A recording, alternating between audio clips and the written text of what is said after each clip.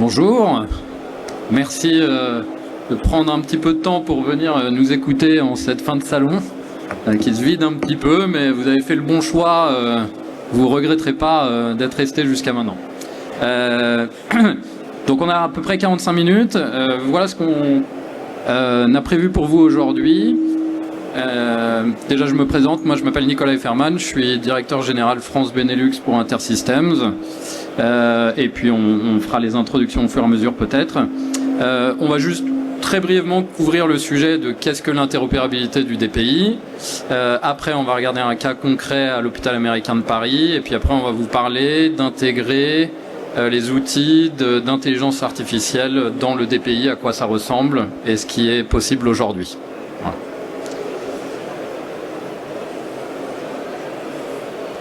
Donc je vais commencer en enfonçant quelques portes ouvertes. Je pense que beaucoup des gens qui sont dans ce milieu connaissent un petit peu les difficultés, les lacunes qu'on a avec l'interopérabilité des DPI et des logiciels métiers à l'hôpital de manière générale. Donc voilà, il y a même eu une étude récente américaine en avril sur l'état du système français. Donc je ne sais pas d'où ça sort, mais on retrouve les statistiques, voilà, ça fait partie des enjeux principaux régulièrement. Nous, on le voit très bien, tout le monde souffre de ce manque d'interopérabilité, donc je vais expliquer calmement ce que ça veut dire au cas où c'est pas clair. Un exemple facile, j'aimerais sortir les données de mon logiciel. Bah, ça, on sait très bien qu'aujourd'hui, dans beaucoup de scénarios, c'est pas possible. J'aimerais intégrer une société qui fait un algorithme d'aide à la décision en néonat ou que sais-je. Et donc j'aimerais l'intégrer à mon écosystème, mon SIH, parce que cet algorithme a besoin de données pour rendre sa réponse. Voilà. C'est ce genre d'usage dont on va parler. Donc ça, aujourd'hui, ça marche pas super bien dans le marché. Il y a eu des investissements considérables qui ont été faits, notamment Sones, et donc on est sur les axes d'interopérabilité avec les outils numériques publics, dont le DMP. Maintenant, ce qui vient du terrain, c'est une adoption encore un peu timide. Et donc nous, on aimerait mettre en avant un petit peu notre philosophie, qui est la suivante. Donc aujourd'hui, pour ceux qui travaillent à l'hôpital ou qui sont responsables d'un DPI, il y a cette question. Quand on a une nouvelle idée, quand on a un nouveau projet, quand on veut faire de l'innovation, il y a cette question de est-ce que je demande à mon éditeur de DPI de développer des fonctionnalités ou est-ce que je fais sur le côté et j'intègre à mon DPI. Et je prends un peu l'image de Blue Pill, Red Pill parce que aujourd'hui, c'est une décision énorme. C'est hyper stratégique parce que si je décide de développer à côté, je vais devoir vivre avec les X prochaines années des sujets d'interface, des sujets de continuité de données ou plutôt d'absence ou de rupture de données parce que on s'envoie des PDF et des choses comme ça. Donc aujourd'hui, c'est des décisions qui sont très stratégiques et du coup qui sont un peu anxiogènes. Et nous, ce qu'on aimerait apporter comme proposition de valeur, c'est que la pilule bleue, en l'occurrence sur la question, soit une possibilité pragmatique, soutenue par toute une infrastructure. Donc on parle API, Web Service, Fire, tous ces sujets-là, pour finalement, plutôt que d'avoir des grosses décisions stratégiques à prendre une par une, de prendre chaque sujet les uns après les autres, parce que des fois, il y a des très bonnes raisons pour développer une solution peut-être niche ou en tout cas spécifique vraiment à l'établissement sur le côté plutôt que dans le DPI. Voilà, donc c'est ça un peu l'image qu'on souhaitait vous montrer. Et pour la suite, je vais demander à Félix Mahmoudi, donc de l'hôpital américain de Paris, de vous montrer ça à travers quelques exemples. Bonjour à tous, donc je suis Félix Mahmoudi, directeur des parcours patients et de la transformation digitale à l'hôpital américain. Moi, je ne vais pas trop parler technique et je ne vais pas trop parler outils, ça sera plutôt le rôle de nos partenaires. Et je vais commencer par quelque chose de très basique. Mais si tout commençait par mieux se parler, mieux se parler, ça veut dire quoi? Ça veut dire des médecins qui parlent avec des soignants, ça veut dire des soignants qui parlent avec des administratifs, ça veut dire des professionnels de santé qui collaborent ensemble. Avant de parler d'interopérabilité et de discussion entre nos propres systèmes, on peut déjà se poser la question de savoir si tout le monde travaille de manière coordonnée ensemble. Et finalement, la première couche, c'est déjà une couche de changement opérationnel. Et on va revenir sur ces sujets pour vous expliquer ce qui est en place chez nous à l'hôpital américain. Le constat, c'est beaucoup de silos. On va donner des exemples, mais c'est un professionnel de santé qui est dans sa surspécialité et qui ne s'intéresse qu'à sa spécialité. Donc franchement, l'interopérabilité, c'est vraiment pas son problème. En fait, je suis dans mon dossier d'ophtalmo, l'ophtalmo m'intéresse, le gastro-entérologue, franchement, je m'en fiche, c'est pas mon problème. Et ça, c'est le quotidien d'une grosse partie de nos établissements de santé. Parce que la collaboration pluriprofessionnelle, parce que le dossier réellement partagé, c'est une réalité chez certains, ça l'est encore assez peu chez d'autres. Et en fait, ça peut être une réalité dans des segments de l'hôpital et pas dans d'autres. Donc on peut être en avance et on peut être très en retard dans certains services. Ça donne quoi comme résultat en fait? Ça donne un patient qui est victime de ça, puisque notre patient, il va être vu dans un service, il va être documenté dans un logiciel, et puis il va passer aux urgences, et en fait l'urgentiste, il aura absolument pas accès à l'ensemble des informations. C'est comme si vous veniez dans un hôpital et qu'en fait vous étiez dans plusieurs hôpitaux différents. Ça reste une réalité. Donc en termes d'usage, on parle de praticiens en silo, on parle de patients qui sont en difficulté pour être soignés avec un maximum de chances et un maximum d'informations en temps réel. Et puis le dernier point, c'est que en France, on a plutôt une bonne pertinence des soins, mais c'est quand même assez freiné par l'organisation. On va revenir sur l'organisation d'un médecin. Un médecin, pour faire son activité, il a un dossier patient informatisé pour compléter le dossier. Il a un dossier pour faire du codage. Il a une application pour faire de la reconnaissance vocale. Il a 12 logiciels en fait pour faire sa vie de médecin. Donc quand on parle aussi d'usage, on parle d'un secteur qui a grandi avec des couches et des couches et des pansements pour s'adapter aux besoins de chacun des silos. Bah ça fait pas une organisation efficiente. Ça fait plus de désorganisation et quasiment à l'extrême que du spécifique. Après, y a quelque chose qui, chez les professionnels de santé, et j'en fais partie, nous met quand même maintenant tous d'accord, c'est déjà de regarder avec le même prisme. Le prisme, évidemment, c'est un prisme centré patient, en fait. Comment on fait pour se dire, à chaque moment, je me mets à la place du patient et je me mets pas dans ma propre problématique, en tant que docteur, en tant que soignant, en tant qu'administratif. Si on se met à la place du patient, ça n'a aucune cohérence d'avoir des logiciels séparés où on n'est pas bien pris en charge en fonction des points d'attaque. Ça, c'est 100% sûr et on sera tous d'accord, en fait. Et donc, il y a un usage à faire et une cohérence à mettre en place et un travailler ensemble qui doit être une priorité plutôt que je suis dans mon organisation à moi. Donc partager les données, c'est évidemment fluidifier la prise en charge de soins. C'est plus d'efficacité, c'est je suis dans mon dossier d'anesthésie et quand j'ai fini mon dossier d'anesthésie, j'ai un consentement qui part dans mon portail patient. C'est je suis au bloc opératoire et à la fin du bloc, toutes les transmissions de prescription partent dans le dossier patient informatisé pour le service. Peu importe si on est dans le même outil ou pas dans le même outil en fait. Parce que ça, s'il y a de la recopie d'informations entre certains services, c'est potentiellement de la perte de chance pour le patient.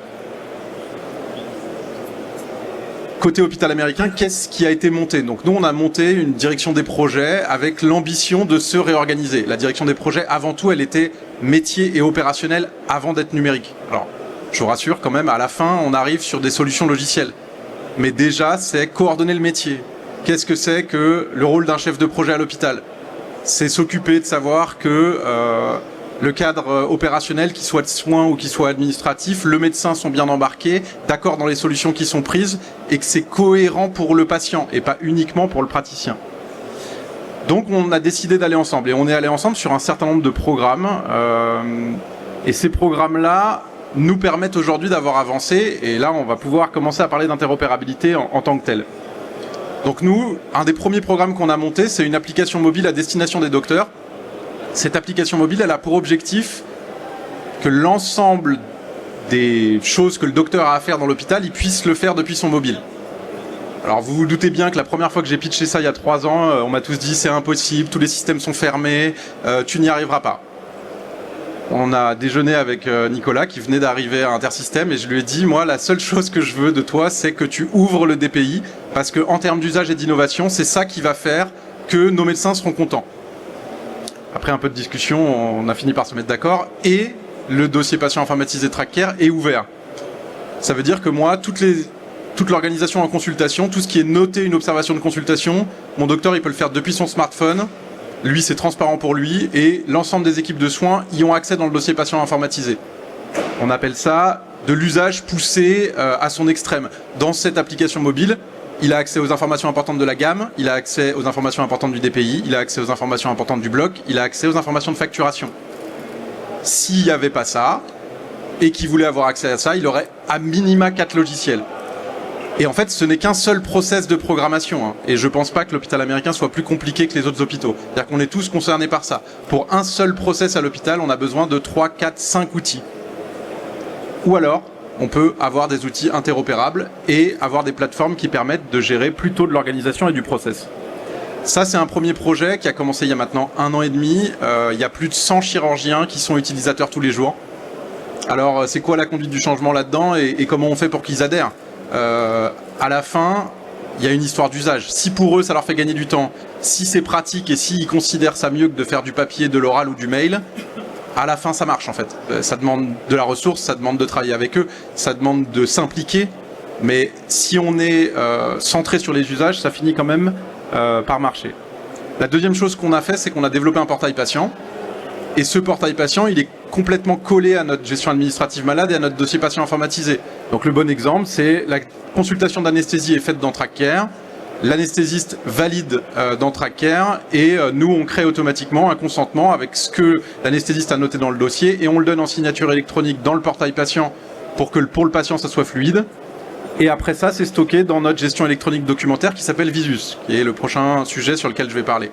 Tout ça, c'est complètement connecté en fait. Pour le patient, c'est transparent. Pour le praticien, c'est transparent. Il n'y a pas de... Il n'y a aucune recopie. Tout a été fait. Alors après, ça a pris un peu de temps. Et puis le troisième point, c'est Visus. Visus, c'est un concentrateur de données. Donc Visus, ça récupère tous les courriers, ça récupère tous les examens d'imagerie, tous les examens d'exploration fonctionnelle, et ça les rend disponibles partout. Donc ça veut dire que mon praticien, dans son application mobile, il a accès à tout. Ça veut dire que dans le dossier patient informatisé, tous les professionnels de santé ont accès à tout. Et ça veut dire que le patient a les mêmes accès. Et ça permet qu'en temps réel, quand mon docteur prescrit un examen d'imagerie, il va être notifié que l'examen d'imagerie est arrivé, il va pouvoir l'ouvrir, et puis quand il va être plus à l'aise en hospitalisation, il pourra le retrouver dans TrackCare, et il aura l'impression d'être dans un seul et même unique environnement. Et en fait, il ne se préoccupe pas de savoir s'il est à droite ou à gauche, en fait. Il est dans un environnement qui est un écosystème de travail. Forcément, ça, c'est penser usage terrain, quoi. C'est passer du temps avec les docteurs et comprendre comment ils travaillent. Donc à la fin, c'est pas prendre le dossier patient informatisé comme il est, c'est se poser les questions de comment il travaille et comment ces outils-là doivent être un outil pour l'aider à travailler et pas une obligation réglementaire légale, ce qui est malheureusement souvent un mode d'utilisation de l'informatique. Et après, on parle du bon professionnel, de la bonne information au bon moment, et c'est clé en fait, dans ce qu'on appelle le parcours patient. Parce que si je veux un parcours coordonné et fait de manière structurée, j'ai intérêt à avoir les bons interlocuteurs avec la bonne information dans les moments clés. Donc maintenant je l'ai dit, mais le plus important, c'est l'équipe pluridisciplinaire en fait. Et donc ce qui a marché chez nous, c'est de travailler avec des soignants, avec des ingénieurs, chefs de projet, avec une direction des systèmes d'information, avec des partenaires, Intersystem en est un, Visus en est un, Ascent en est un, qui ont accepté de travailler ensemble, pas simplement pour leur intérêt de t'inquiète pas, je vais tout développer pour toi, il n'y a pas de problème, je sais tout faire. On ne parle pas de budget, on ne parle pas de quand, mais je sais tout faire. Non, on a pris la main d'un écosystème de partenaires, dont Intersystem fait partie, et qui a su se mettre au service de l'hôpital et pas au service uniquement de leur propre dynamique et de leur propre positionnement. J'ai connu des éditeurs qui fonctionnent un peu différemment. Donc côté soignant, forcément, il y a une expertise, une connaissance. Moi, j'ai jamais soigné un patient et je le ferai jamais en fait. Eux n'ont jamais piloté un projet de transformation. Donc, nos connaissances et leurs connaissances sont totalement complémentaires. Et évidemment, celle d'une direction des systèmes d'information l'est aussi, puisque moi, si vous me parlez d'infrastructures réseau et de cloud et de cybersécurité, honnêtement, au bout d'une minute 30, je serais assez facilement perdu. Et puis le dernier point, c'est les partenaires, je l'ai dit, mais il y a des partenaires ouverts, il y a des partenaires fermés, il y a une pilule bleue, il y a une pilule rouge, après chacun son choix. On sait que certains établissements sont pieds et poings liés avec des partenaires très fermés. Moi, j'ai eu la chance de prendre un écosystème qu'il fallait reconstruire, et mon choix pour chaque prestataire qui est rentré et partenaire qui est rentré, c'était vous ouvrez ou vous ne rentrez pas. Et ça a été une vraie dynamique et ça continue à être un leitmotiv. Pour rentrer en tant que partenaire à l'hôpital américain, il faut avoir un système d'information ouvert et accepter de rentrer dans un écosystème. On a quand même aujourd'hui, moi ça fait bientôt 6 ans que je suis à l'hôpital américain, je dirais 4 ans de gros projets de transformation de recul. On a monté des premières marches, mais c'est que le début en fait, parce que cette dynamique-là, on a fait les premières marches qui sont peut-être les premières marches les plus compliquées. Alors déjà expliquer que c'est possible, parce que je vous dis qu'il y a eu beaucoup de conduite du changement, dont au niveau directionnel de dire que on était capable de faire et de piloter plusieurs prestataires dans un seul et même projet, parce que c'est soi-disant moins simple, mais qu'on était capable de faire, que c'était plus agile, qu'on allait finalement plus vite et pas forcément pour plus d'argent en plus. Donc il y a eu cette conduite de changement à faire là, et puis on a fait ces projets-là. Mais maintenant, finalement, ce n'était qu'une preuve du concept. Tout ça, on le fait pour rendre du temps aux soignants. Moi, je vais vous parler de mon expérience. Ça fait 18 ans que je suis dans le monde de la santé. Ça fait un peu plus de 10 ans que je fais de la transformation des organisations. À une époque, j'étais au groupe hospitalier Paris-Saint-Joseph et on a travaillé à mettre un PC entre le soignant et le patient. Et on a travaillé à mettre une barrière. Alors, il y avait plein de bonnes raisons pour le faire, parce que il fallait documenter le dossier, parce qu'il fallait partager de l'information. C'était une époque clé et importante dans la transformation de notre système. Je pense que je travaillerai les 10 prochaines années à enlever tout ce qu'on a fait ces 10 dernières années. Je pense que la clé maintenant, c'est que à l'heure de l'IA, à l'heure d'une interopérabilité forte et à des prestataires qui changent de mindset et de comportement, ça va être l'ouverture et ça va être faire disparaître l'informatique, entre guillemets, pour qu'il soit plus au service du soignant et du patient.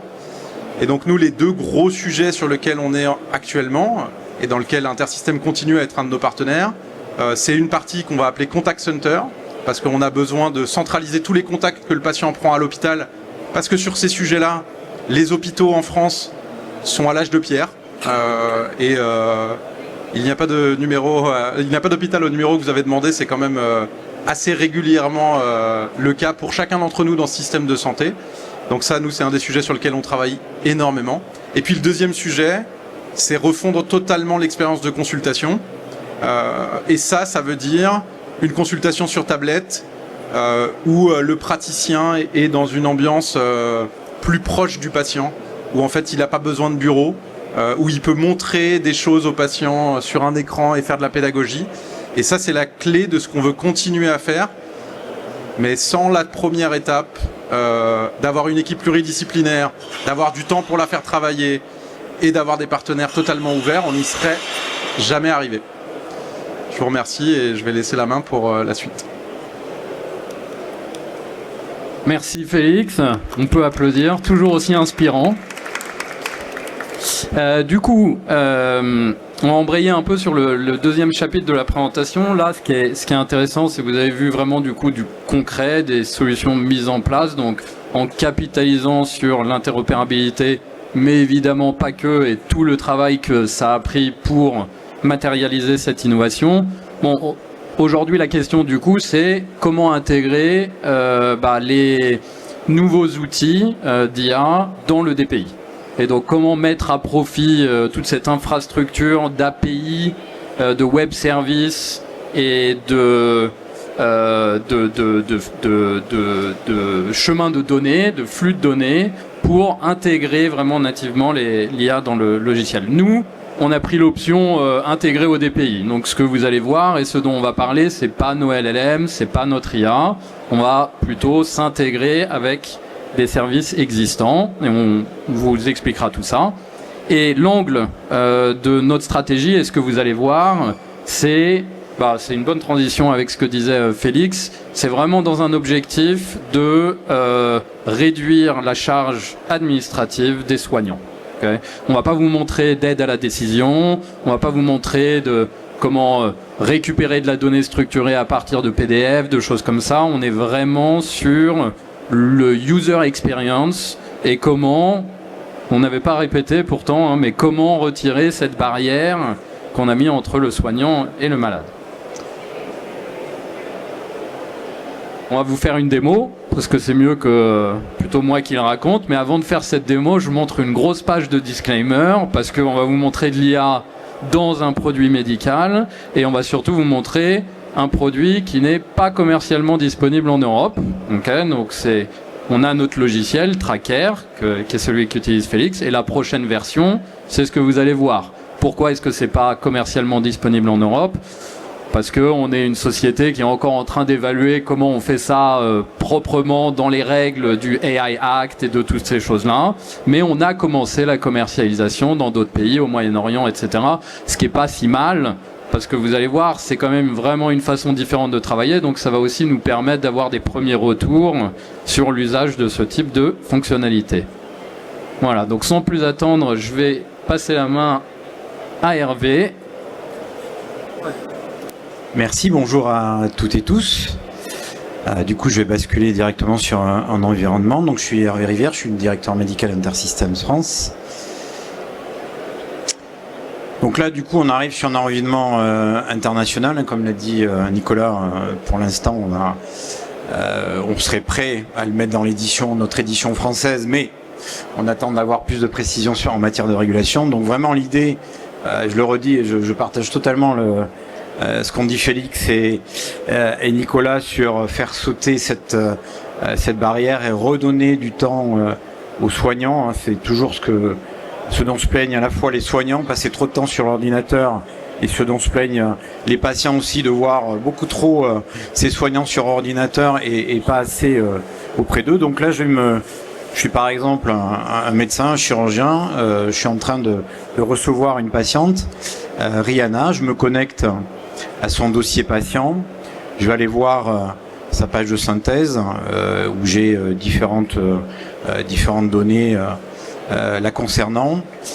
Et puis ici, j'ai un petit bouton magique qui s'appelle notre assistant IA et qui va me permettre donc d'ouvrir une nouvelle fenêtre avec des prompts qui existent. Donc des prompts, c'est du pré-paramétrage de la demande et des questions que je vais poser à l'assistant IA. Là, en l'occurrence, je vois cette patiente que je connais depuis des années, mais que je n'ai pas vue depuis un certain temps. Je vais demander à mon assistant IA de faire une synthèse, en fait, du dossier. Je vais réduire, parce que normalement, voilà, on est plutôt sur ce mode d'affichage. De me faire une synthèse, et là l'assistant IA va aller compulser, il va aller analyser toutes les données structurées, non structurées qui sont présentes dans le dossier depuis des années, et va être capable donc de faire cette synthèse. Autre élément au cours de ma consultation, je vais me servir de mon smartphone.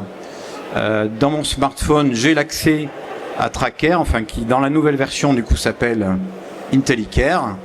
On peut discuter le nom, mais c'est comme ça, c'est IntelliCare. Donc je me connecte à IntelliCare sur mon smartphone, sur mon iPhone. J'ai accès directement en mobilité au dossier du patient.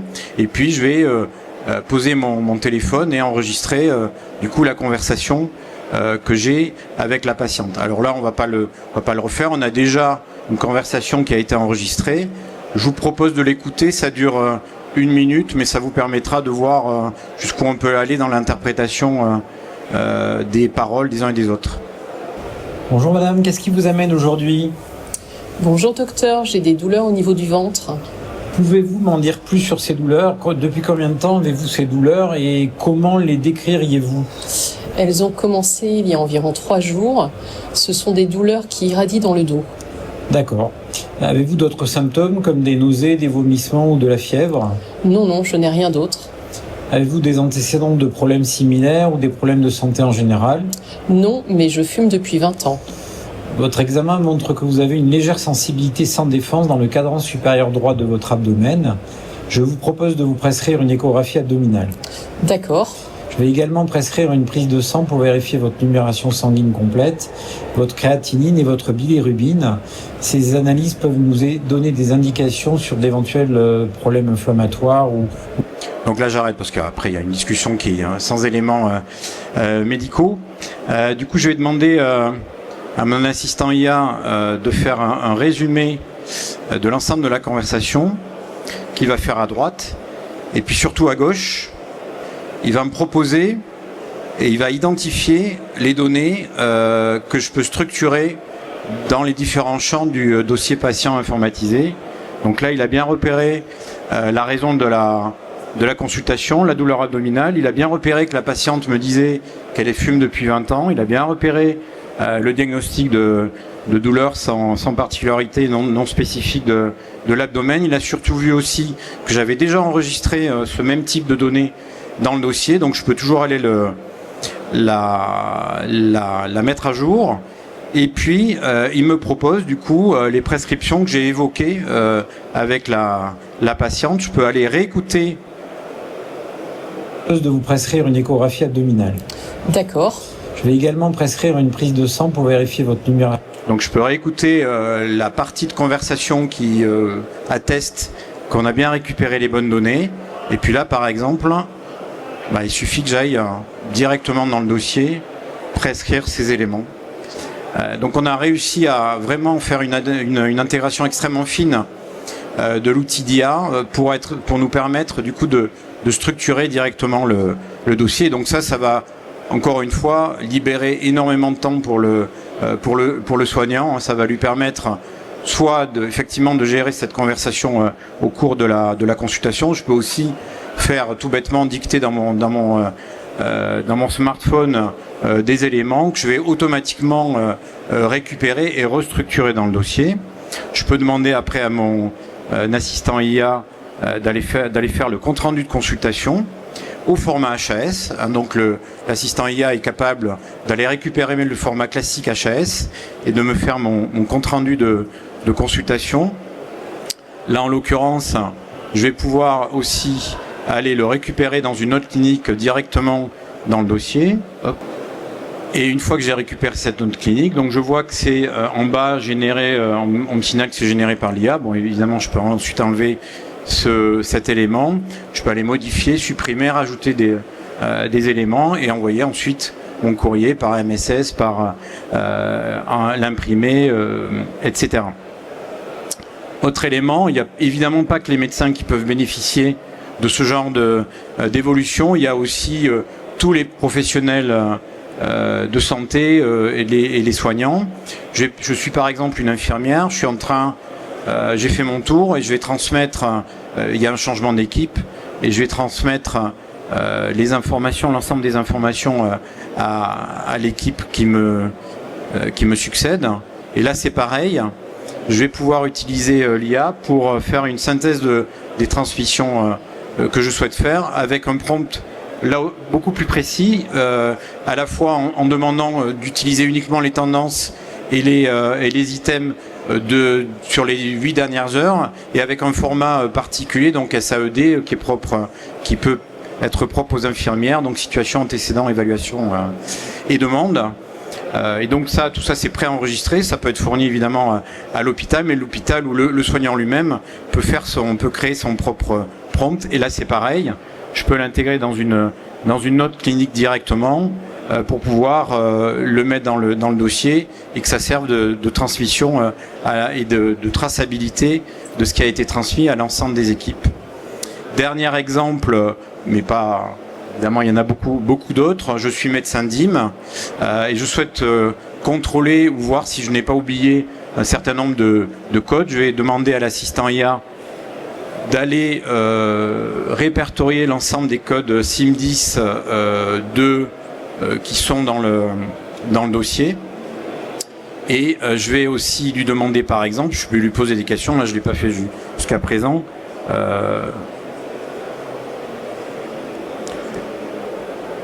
limiter donc la présentation des COMCIDIS au CIMDIS au dernier épisode. Bon, même avec les fautes, il va comprendre ce que je lui dis. Voilà. Et donc là, il me sort uniquement les COMCIDIS qui concernent ce dernier épisode. Donc vous voyez qu'on est vraiment dans quelque chose qui est extrêmement intégré, qui va amener évidemment de la valeur ajoutée à ce que font les professionnels de santé, qui va libérer du temps soignant et donc du temps passé auprès du patient pour ces soignants, qui va sécuriser aussi la manière dont je peux alimenter les champs spécifiques dans un dossier, puisque on sait très bien que 80% de la donnée dans les DPI actuellement, c'est de la donnée non structurée, souvent sous forme de texte libre. Et là, justement, en identifiant les champs structurés dans lesquels je vais pouvoir mettre de la donnée, je vais pouvoir du coup partager de manière beaucoup plus sécurisée cette donnée, et les professionnels de santé vont avoir beaucoup plus confiance dans ce qu'ils voient en termes de données dans le DPI. Donc c'est vraiment une évolution qui est majeure, je pense, et dans le futur qui sera majeure pour vraiment apporter une aide à la décision et une aide précieuse aux professionnels de santé. Merci beaucoup Hervé. On peut l'applaudir aussi.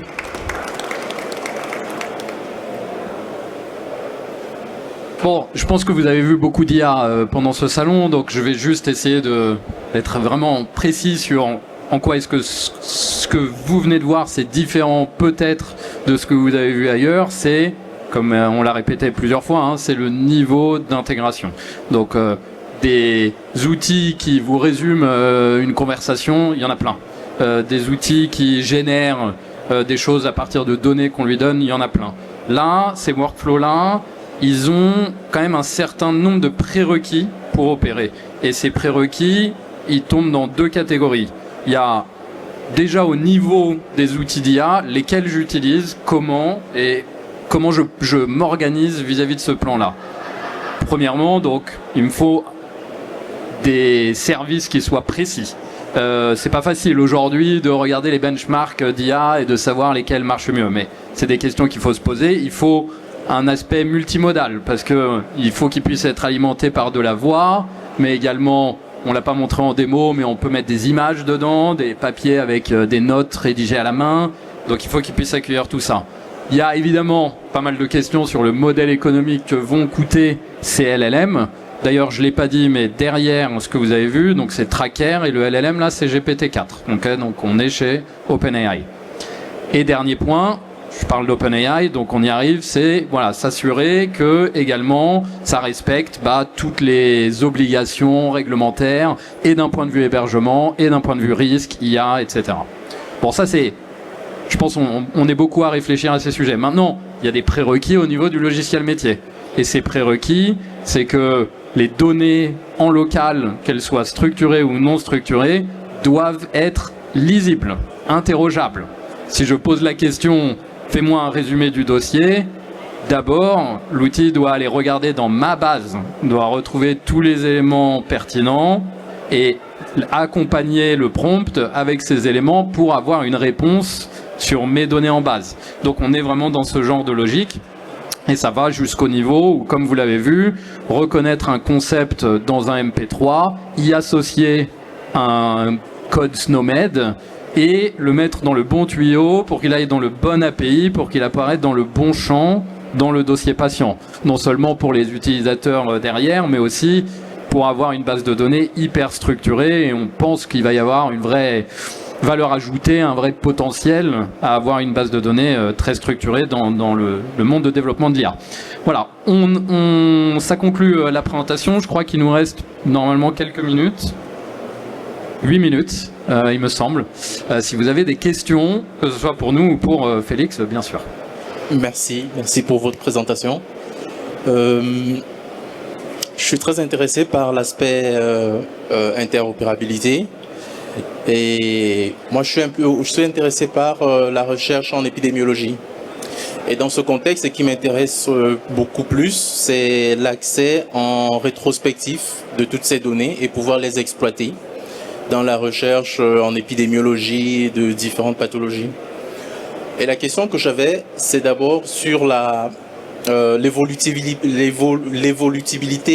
de ces données-là. C'est-à-dire, si dans un instant T, vous avez paramétré votre IA, par exemple, pour enregistrer certaines images radiologiques d'une certaine façon, est-ce que ça peut évoluer pour intégrer, par exemple, l'image d'un frottis médulaire? Et est-ce qu'au fil du temps, on pourra faire évoluer, par exemple, ce référencement-là pour des besoins de recherche, par exemple? Oui, bah n'hésitez pas si vous voulez, si vous voulez compléter.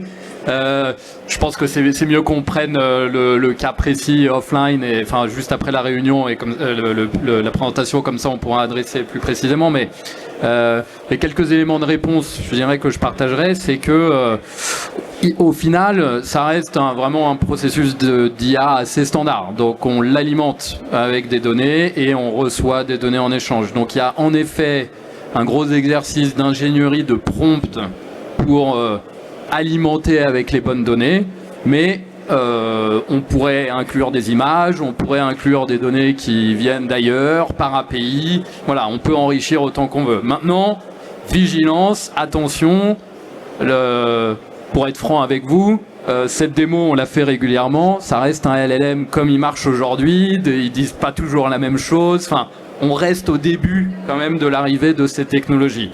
Bon, le pari que nous faisons et pourquoi on a investi pour pouvoir déjà être prêt à faire ces choses-là, c'est qu'on pense que dans 6 mois, dans 12 mois, voilà, ces LLM vont être vraiment de plus en plus précis. D'ailleurs, vous avez peut-être vu qu'OpenAI a annoncé un gros investissement avec X chercheurs dans X pays spécialisés sur la santé. Donc, il faut aussi que la qualité s'améliore. Hervé, tu voulais rajouter ? Oui, juste pour compléter ce que vous dites, alors sur la partie analyse, épidémio, etc., ce qu'on est en train nous de développer, c'est, là vous avez vu que c'est des recherches sur un dossier patient, on va utiliser l'IA aussi pour faire des recherches sur plusieurs patients, multipatients, etc. Donc dans le cadre d'études par exemple, on pourrait très bien isoler tel ou tel type de patient avec tel ou tel type de pathologie, tel ou tel type de traitement, etc., etc. Donc on élargit le champ de ce qu'on va pouvoir faire avec de l'IA. Merci. D'autres questions? On est vraiment sur presque la fin du salon là. Ok, ouais, Arthur. Arthur de Palme, Codoc, on fait des entrepôts de données de santé, des moteurs de recherche avancés sur ces entrepôts pour les soignants. Et j'avais une question pour l'hôpital américain. Donc, ce que je comprends, c'est que vous accédez à Intersystem, que c'est un système assez ouvert, et donc vous avez vos propres équipes pour développer des applicatifs au bénéfice des soignants, des patients.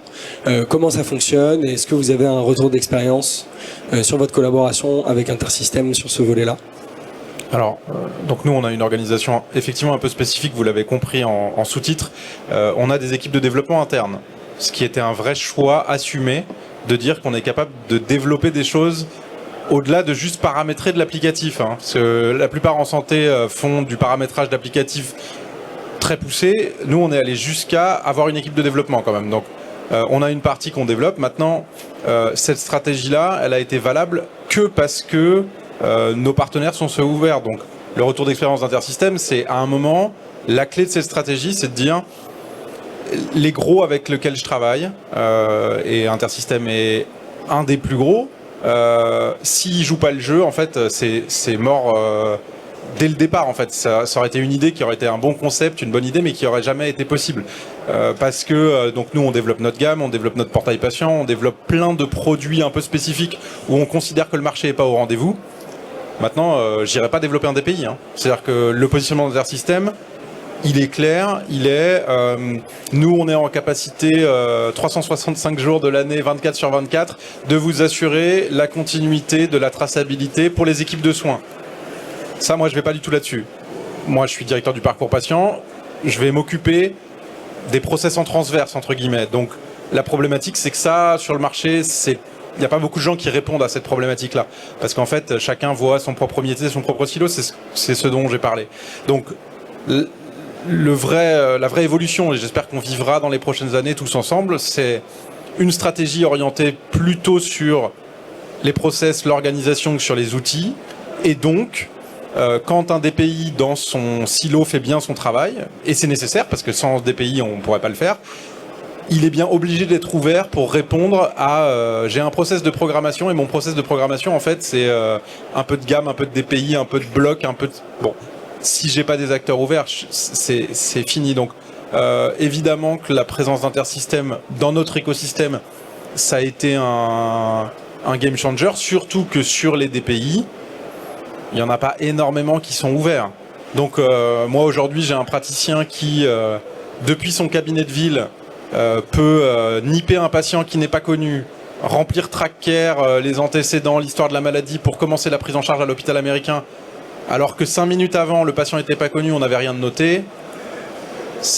Quand je parlais d'usage en fait, évidemment que les docteurs derrière, après un peu de conduite du changement, ils sont partants parce que pour eux c'est un grand changement.